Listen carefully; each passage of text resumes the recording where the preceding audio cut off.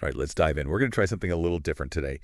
Um, we're going to kind of put ourselves in the shoes of a Premier League football manager in the middle of a really tough season. Interesting. Yeah. So the manager we're focusing on, he's named Arne Slot, and Okay. he's the guy behind this team that's, well, they're doing really well, but nobody seems to be talking about them. Like they just got a draw in this crazy away match, and Oh, wow. yeah. And we're going to take apart his post-game interview, see if we can, figure out how he thinks, what makes him tick. So what makes this interesting is like Yeah. he doesn't seem that happy, even though they got a draw. Yeah, that's what I was thinking. Really? Like you'd think he'd be ecstatic about not losing on the road, Mm. but he's almost like, I don't know, kind of frustrated. Yeah, it does seem like more than just, a coach saying the right things. When you listen to what he's saying, he's like really getting into the weeds, breaking down all these missed chances. Yeah, yeah. Like it's not just that they missed, it's like the how and the why they missed that's really bugging him. Exactly. He's picking apart every decision, every little technical thing, maybe even what his players were thinking in those Looks moments. like he's replaying the whole game in his head, right? Yeah, and that sets him apart. Some managers would just focus on the result, but he wants to know why things went down the way they did so it doesn't happen again. He even said something like, we haven't stolen points anywhere. And I think we've sometimes didn't get the points we needed to have. Oh, yeah. What do you think about that?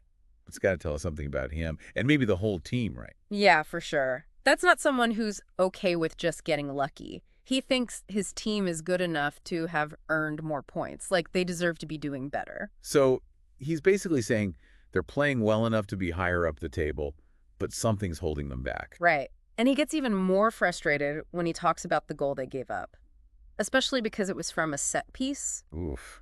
Yeah. He sees that as a big weakness, letting something like that happen, especially against a top team. You could hear it in his voice. He wasn't happy. It wasn't just about giving up the goal. It was about messing up something they should have had nailed down. It shows how much attention he pays to detail. Like, even the tiniest things matter to him. It's the difference between winning and losing. Do you think that's common? Like, are all Premier League managers that focused on set pieces? I'm not so sure. It feels like Slot takes it to another level. It might be his background. I mean, think about it. The Premier League, it's so tight. Every little advantage matters. Absolutely. And then this is what really got me. He admitted he didn't think they'd be doing so well this season. Yeah. Especially with the Champions League also happening. Like, that's a lot to handle, isn't it? Oh, yeah, that's a whole other beast. Two top competitions at the same time. It's brutal. It's like, imagine running a marathon while also playing a chess match. Just crazy demands on your body and mind. You've got different teams, different styles of play. The travel alone can wear you down. So you're saying it's more than just having talented players. Yeah, it's about keeping them energized, focused, and, making sure they're ready tactically for every single challenge. And don't forget the pressure. The media, the fans, the expectations. It's a lot to deal with. Definitely. And he also dropped this little hint about his team struggling 2 years ago. That's 2 years ago, huh? Yeah. What do you think happened then? Well, 2 years ago, they went through this big change, lost a bunch of important players, and kind of fell apart. So when Slot says that, I think he's remembering how quickly things can go wrong in football.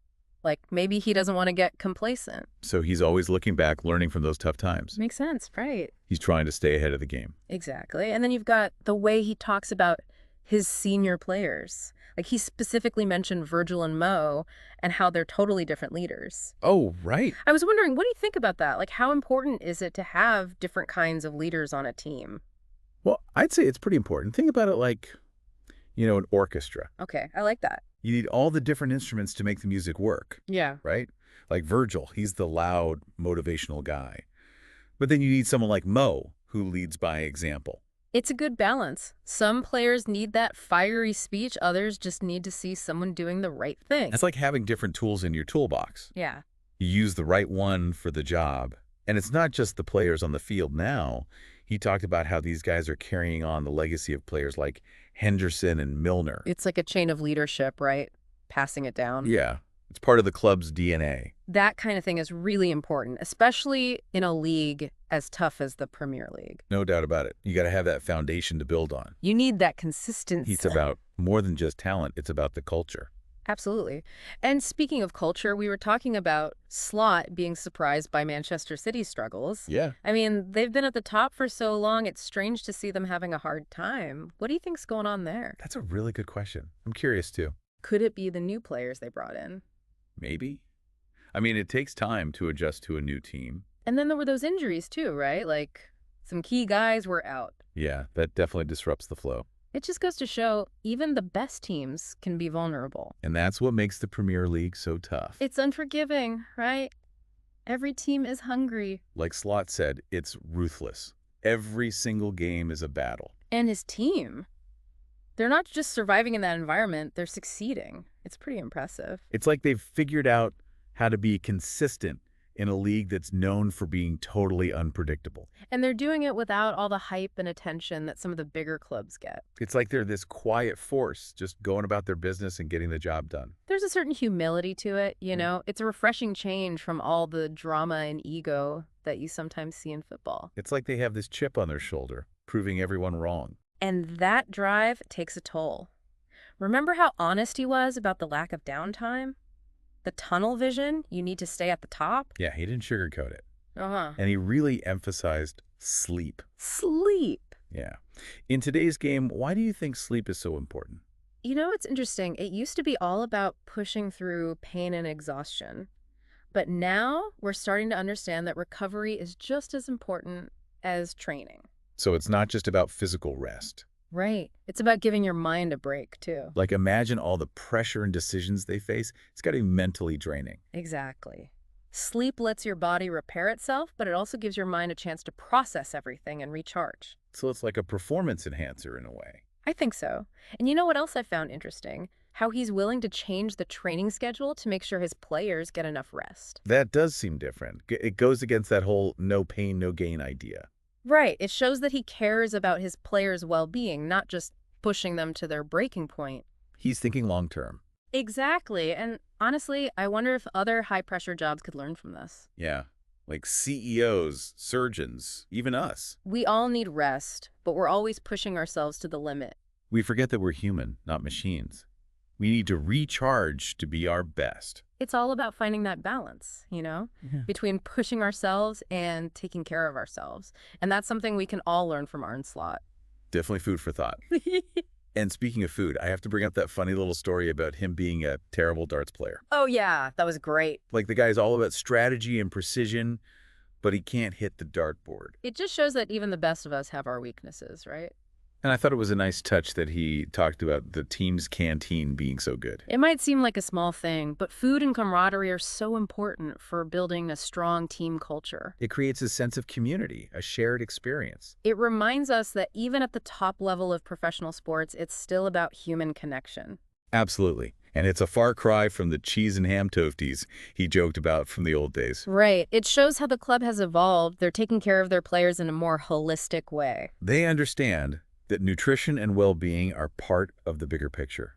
And I think that's what makes Slot such a great manager. It's not just about tactics and formations. He's creating a culture where players feel valued and supported. And that's what leads to long-term success. When players feel cared for, they're more likely to give their all for the team. It's about creating an environment where everyone can thrive and be their best. And that, I think, is something really special. Yeah, it's like they've built this system where the best players can really shine. And they can all contribute to something bigger than themselves.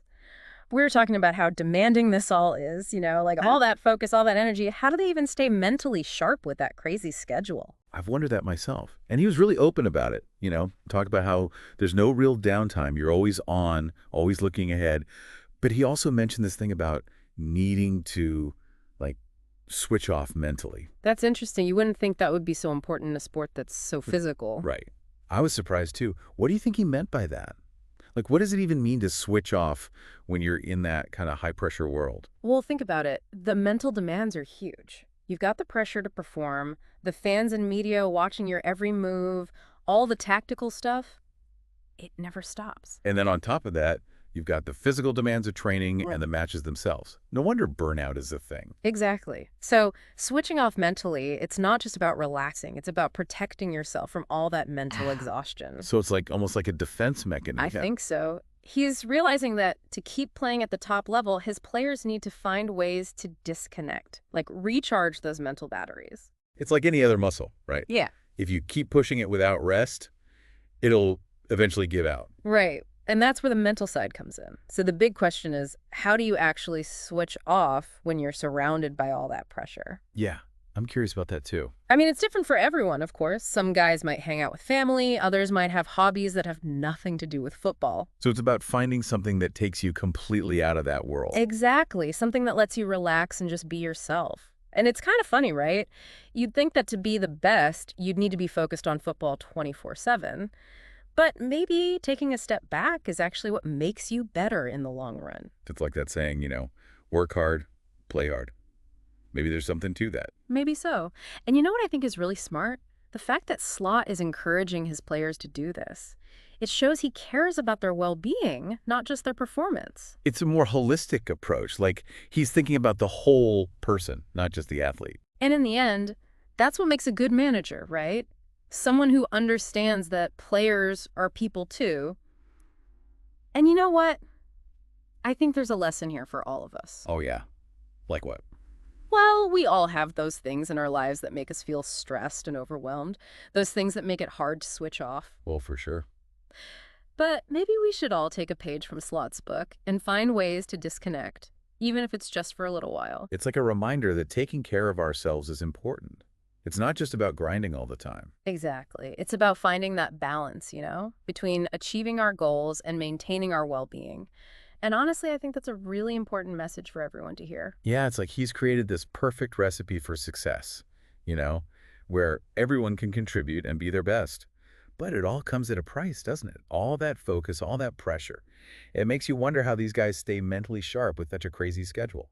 Well, he talked about that, didn't he? About the lack of downtime and how you have to be so focused, almost like tunnel vision. But then he mentioned something else, something about switching off mentally. Yeah, that really caught my ear too. You wouldn't think the mental side would be so important in such a physical sport. I mean, what did he mean by that? What does it even look like to switch off when you're living in that pressure cooker? Right. I mean, think about it. These guys are under constant pressure to perform. The fans, the media, tactics, it's nonstop. And then, of course, there's the physical toll of training and matches. It's no wonder so many players struggle with burnout. Exactly. So when he talks about switching off mentally, I think he's talking about protecting yourself from that mental exhaustion. It's like a defense mechanism almost. So it's not just about relaxing, it's about actively disconnecting from the game. Exactly. He seems to understand that to stay at the top of their game, his players need to find ways to recharge their mental batteries. It's like, I don't know, like taking your brain to the spa or something. Yeah. Huh. Yeah, something like that. And it makes sense, right? If you keep pushing any muscle too hard without giving it a break, eventually it's going to break down. It's the same with your mind. Makes sense. But how do you actually do that? Like, how do you switch off when you're surrounded by all that pressure and intensity? Well, everyone's different, right? Some players might spend time with their families, others might have hobbies that have nothing to do with football. The key is to find something that truly allows you to disconnect, to step away from the pressures of the game and just be yourself. It's almost counterintuitive, isn't it? You'd think that to be the best, you'd need to be constantly thinking about football, training, improving. But maybe, like he's saying, taking a step back is actually what allows you to perform at your best. It's all about finding that balance. And I think what's so interesting is that he's actually encouraging his players to do this. It shows that he cares about them as people, not just as athletes. It's a much more holistic approach, isn't it? Yeah. He's looking at the whole picture. And in the end, I think that's what makes him such a successful manager. Because it creates this environment where players feel valued and supported, not just pressured to perform. I think there's a lesson in there for all of us, honestly. We all have those things in our lives that make it hard to switch off, that make us feel stressed and overwhelmed. Definitely. And maybe we could all learn a thing or two from Arne Slot. Maybe we need to be more intentional about finding those moments to disconnect, to recharge, to just be. It's a good reminder that taking care of ourselves is just as important as achieving our goals. And I think that's a perfect note to end on. We've covered a lot of ground today, haven't we? From tactics and leadership to the importance of rest and mental well-being. And I have to say, I've learned a lot from this deep dive into the mind of Arne Slot. So thanks to everyone for joining us. And until next time, remember to find those moments to switch off, recharge, and find that balance in your own lives.